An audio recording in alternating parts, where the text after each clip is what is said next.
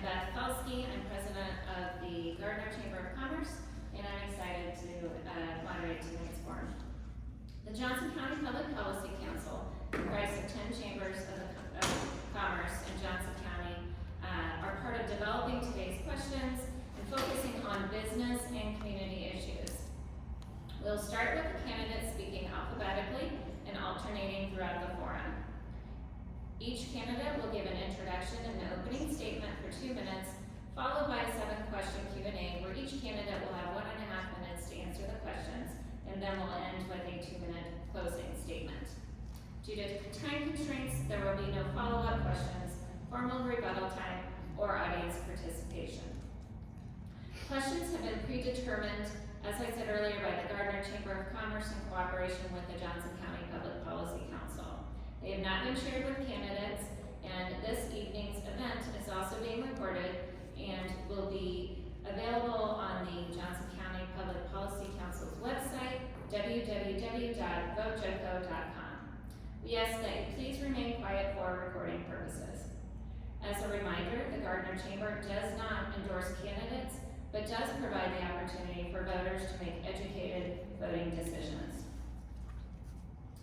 So first, we'll begin with 2-minute introductions, and we'll start with you, Lana.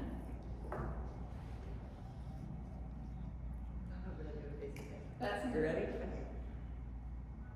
Thank you, everyone. Hello, my name is Lana Sutton, and I'm honored to be candidate for USD 231 School District, Position 4. I've lived in Gardner for 27 years, and during that time, I've watched it grow from a town of 6,500 people to a city of over 22,000. I am blessed and honored to be married to my wonderful husband and very best friend, Bill Sutton, and together we have raised 3 amazing kids, all graduates from our district. I have been on the school board for 8 years, almost 8 years, and during those 2 terms, I have held the position of president and vice president. During my presidency, we got the district back on track by hiring our new superintendent, Dr. Brian Huff. We also got our teachers and our students through the last days of COVID, which I'm so grateful to say are over. Now, as I want to serve another term, I want to continue the great progress we have made in our district. We've taken steps to restore our great district to the glory that we've had before, and I want to see it continue.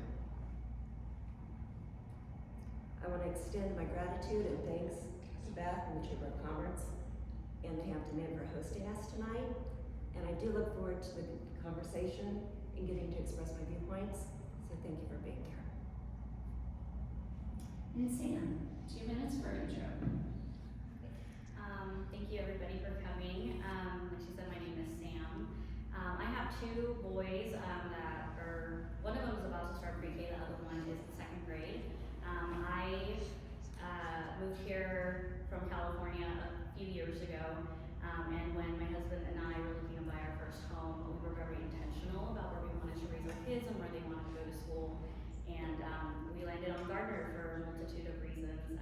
I serve on the local PTA board at my son's school. I am involved in a lot of nonprofit work around the KC Metro, and I have a very diverse, I think, perspective compared to a lot of the people that I met here in Gardner. I came from a very big city, and this is like that hometown feel, you know, and that's one of the reasons why we're so drawn to it, my husband and I. I think that having that different perspective, though, helps me bring a lot more to the table and offer new ways where we can improve and continue to grow, right? Because that's one of the biggest issues that we have in Gardner is how are we going to adapt to all the growth, and that's something I've lived through most of my life, and so I can offer a unique perspective in that aspect. Thank you. We'll now move into the question and answer portion of the program. And Sam, this first question will start with you. As a candidate, what are your top 3 education policy priority issues? The first one I think is academic success.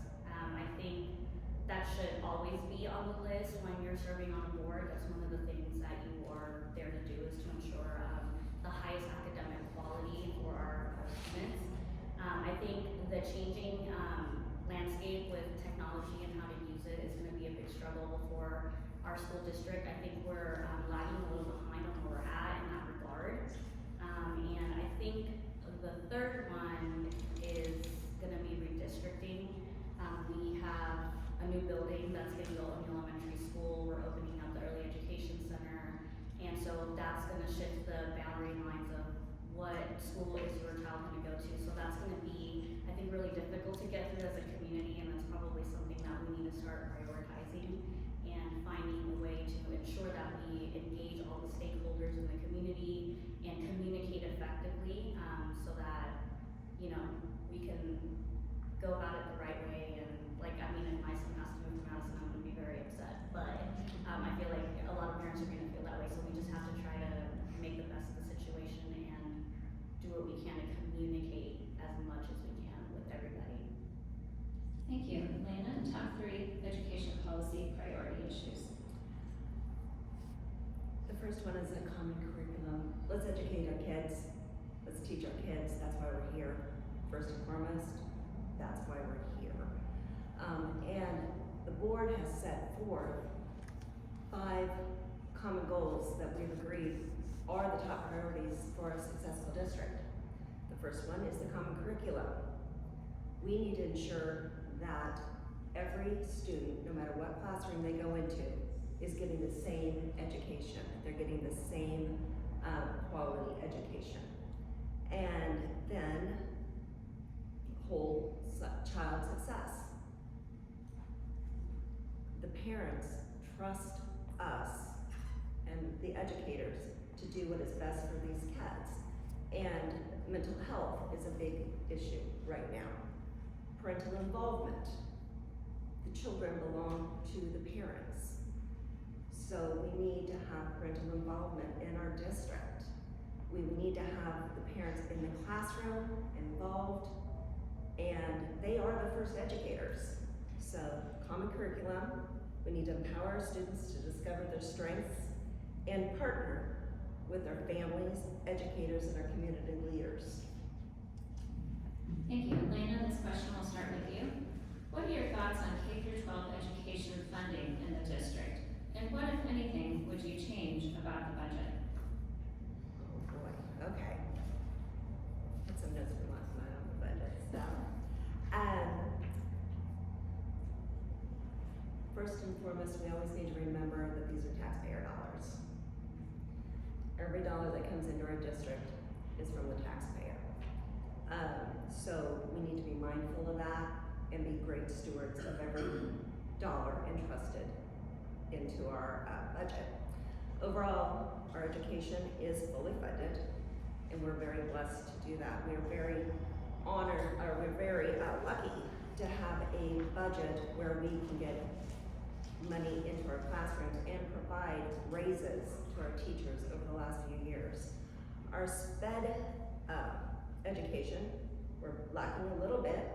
However, we are lucky that we are getting $7.5 million a year into our district to help catch that up. We were able to partner, I was on the group, the negotiations team, that partnered with the GENAA to ensure that we were able to give good raises to our certified staff and our classified staff. Respectively, 5.09 salary increase to our certified staff and 5.25% to our classified. The previous year, it was acknowledged that we needed to do more for our SPED teachers and our classified staff, and they received a 7.5% salary increase. I will also say that with our budget, we were able to give additional bonuses to our classified staff last year. Thank you. And Sam? I think that when it comes to funding and budgeting, I think that we don't have enough funding. That's just what I think. You can tell me we've done all these great things for the district in the last few years, but I don't think it's enough. We're losing paraprofessionals left and right. We have people in our community that can take up these jobs, and they're choosing to go to other districts for a reason.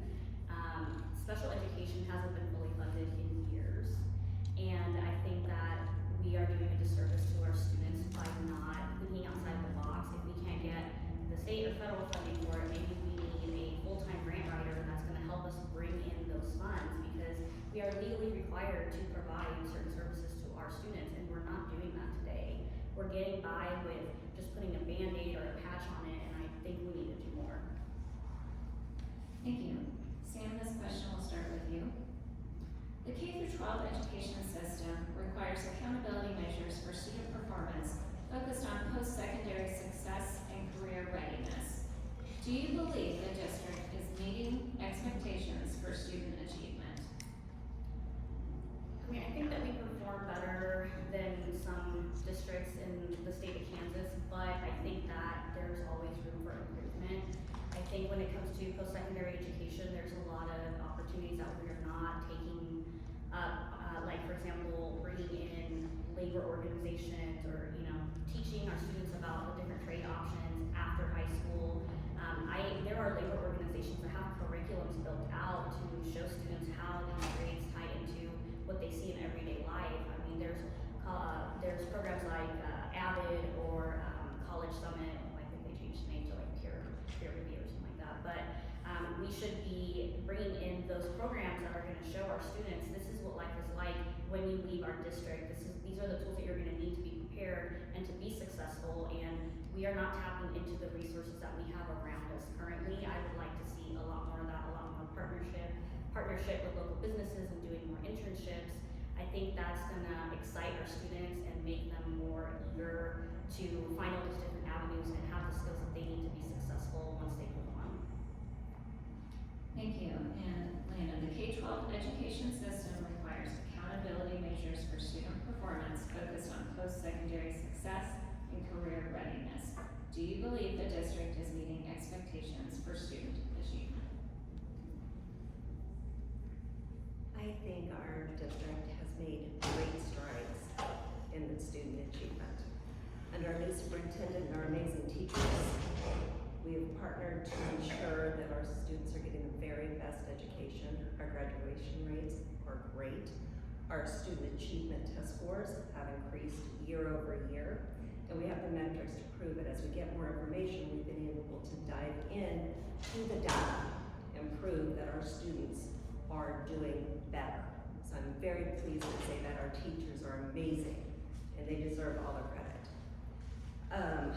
I will say we can't slack up. We have to continue to educate our kids. We cannot get caught in other battles. That is our job, is to educate our kids. And our job is to provide pathways for long-term learning and growth. When they walk across that stage, they need to be able to compete in our society and compete in the world. And I believe that we are able to equip them to do that. And I'm very pleased to be a part of it. Thank you. And Lana, we'll start with you on this question. What are your thoughts on open enrollment, allowing non-residents to enroll in USD 231 and other efforts to expand school choice? That's a big one. I think open enrollment, the state did a good thing. Our district is great. Our district can compete against any other district and any other school.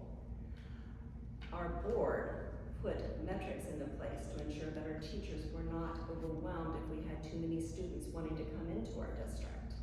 So we are protecting our own district and our students first, while allowing other kids to get the great education that we can offer here.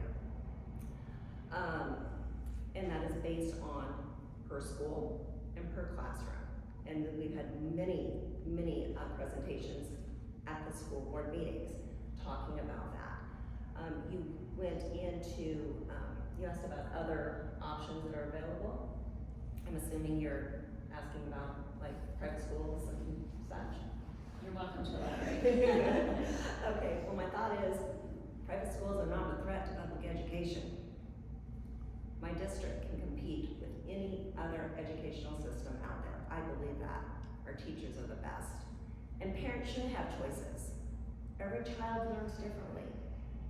Parents know their children and they know what is best for their children. If it's a private school, fine. If it's online, fine. If it's homeschooling, fine. If it's public education, great. Bring them to us, let us educate them. Because my district, your district, can compete against anybody else out there. Thank you. And Sam, what are your thoughts on open enrollment and expanding school choice? So I'm not a fan of open enrollment. I think that, especially if you're looking at, for example, our 2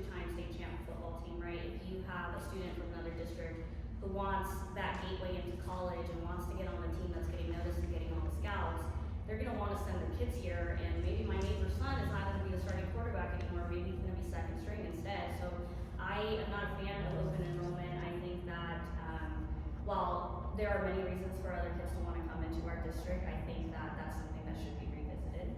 And in regards to things like vouchers, right, I think that vouchers hurt public education. You're pulling money from the public education pot and applying it to private schools.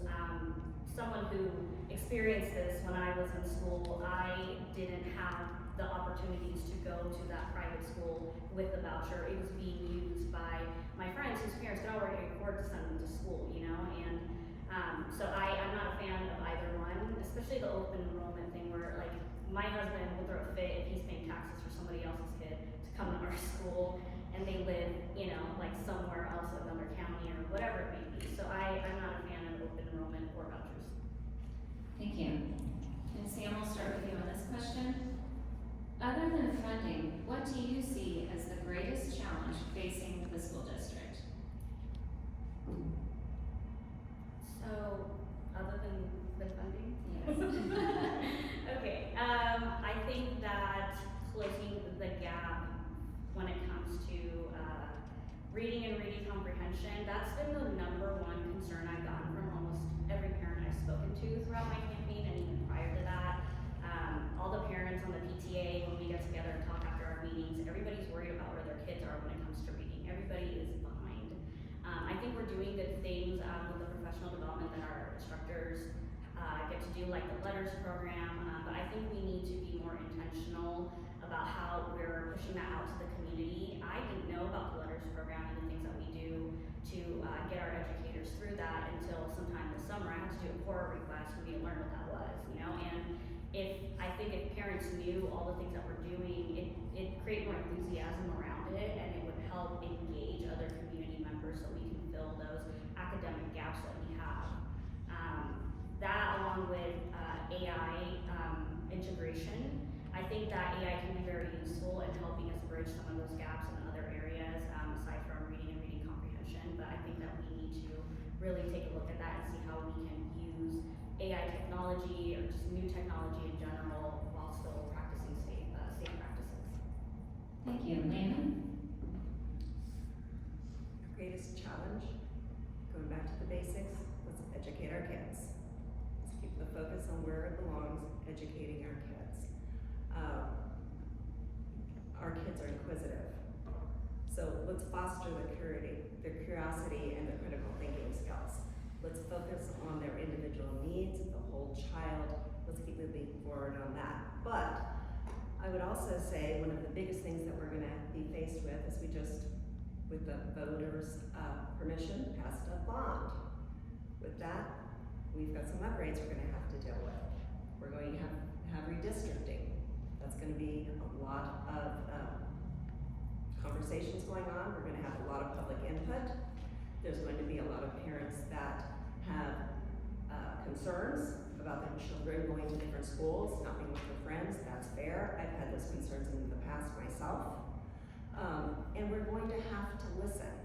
Just like when we've had big issues in the past, like early release, or the cell phone policy we did, we had public forums. We will be having those. We will be listening to our parents, our grandparents, our public, and I think that that's going to be one of our biggest needs in the very near future.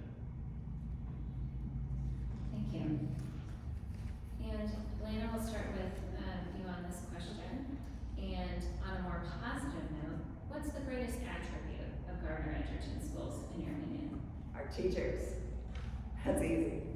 Oh my gosh, our teachers are amazing. When I went to convocation, I've gone to convocation for many years, to see everybody together in an auditorium at the high school, the excitement, and I feel so bad for the janitors at the end because there's confetti and streamers everywhere. But our teachers, that is our greatest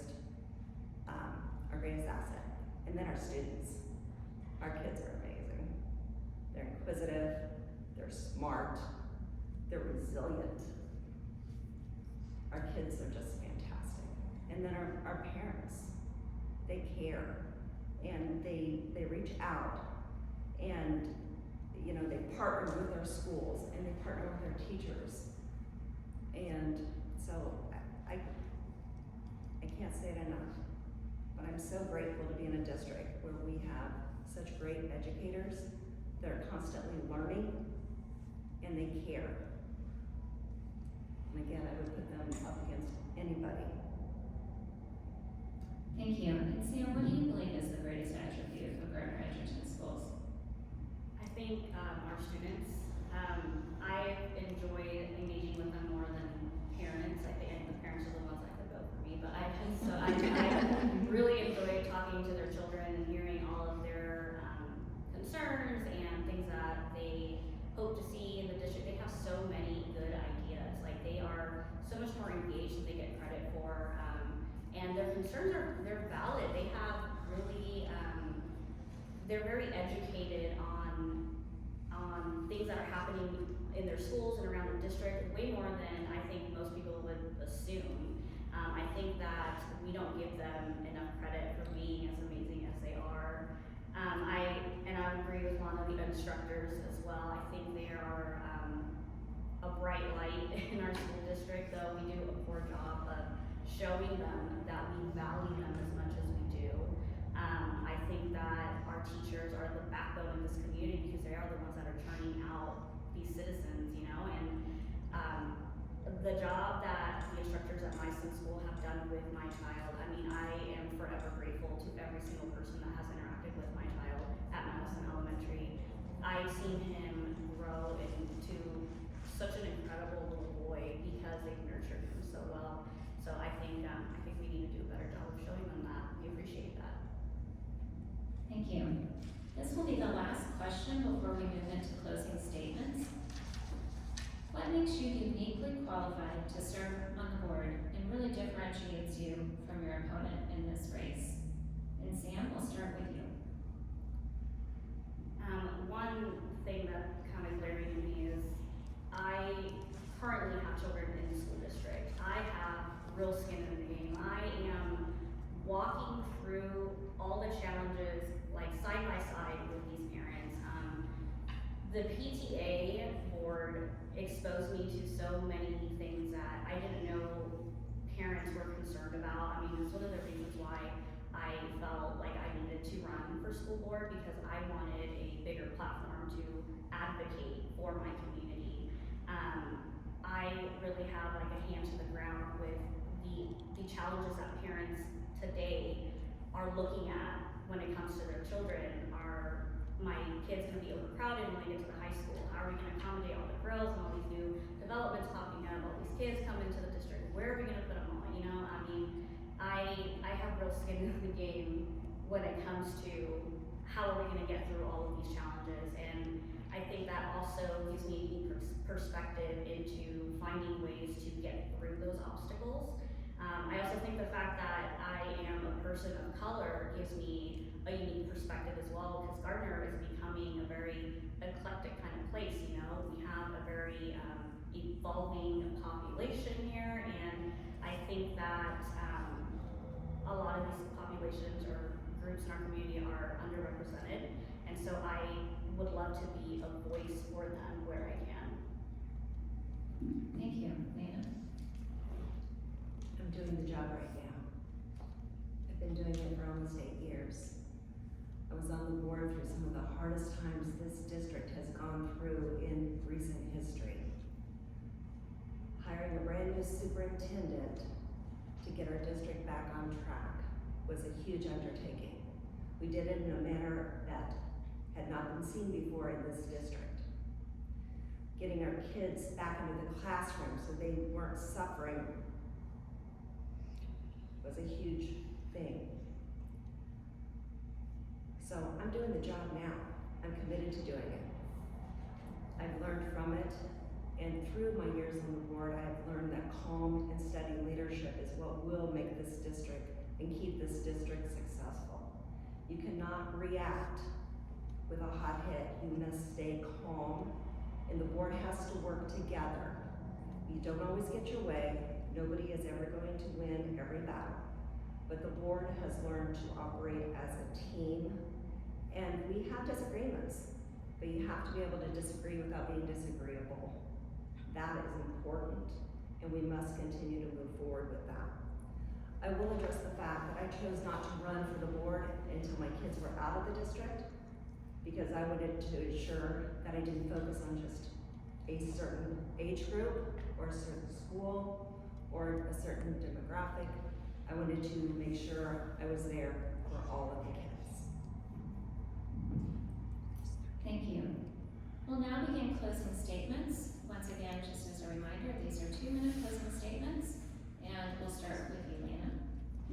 All right, I haven't practiced a closing statement.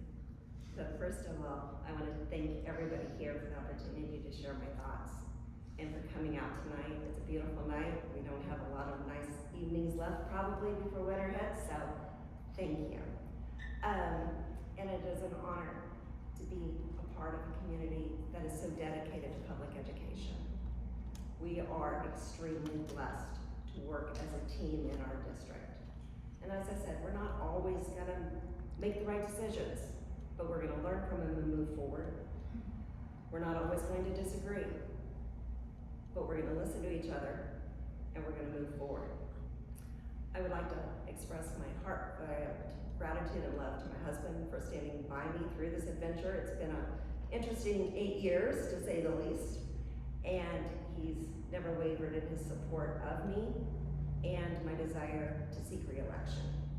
So, thank you again for the opportunity to serve on the board. I do ask for your vote, your continued support. I look forward to the future successes of our students, our teachers, our administrators, and our community. Thank you. And Sam? So I think that a lot of people in our community want change. The board has done a decent job of navigating through all the obstacles we've had in the last couple of years, but I think parents want more. And I'm not afraid to push people to think outside the box and have those difficult conversations. I have always been that person, that parent, that friend that will stand up and advocate for everybody, whether the situation affects me or it doesn't. That's who I am. I think that we are ready for some fresh perspectives. I think that we have to get creative in how we approach things going forward because the landscape is ever changing, and I think that I can bring that perspective. And again, equity and representation, I think, is a big thing in this community. We don't have enough of it. Like, my son came home from first grade saying, Mommy, my teacher looks like me. I mean, he never had a teacher that was a person of color since we moved to the school district, and that just broke me. And there are so many students that feel like that throughout our district. I think that it is so important for their success to see people of all walks of life being successful and being in leadership roles in our community. I think we need to create more windows and more mirrors in our community, and I think I can help bring that to Gardner Edgerton. Thank you. Thank you for your participation here tonight, and appreciate your willingness to serve the community. Thank you to everyone who has attended tonight and is viewing this recording. I'd like to remind everyone that advance voting begins October 25th and Election Day is November 4th.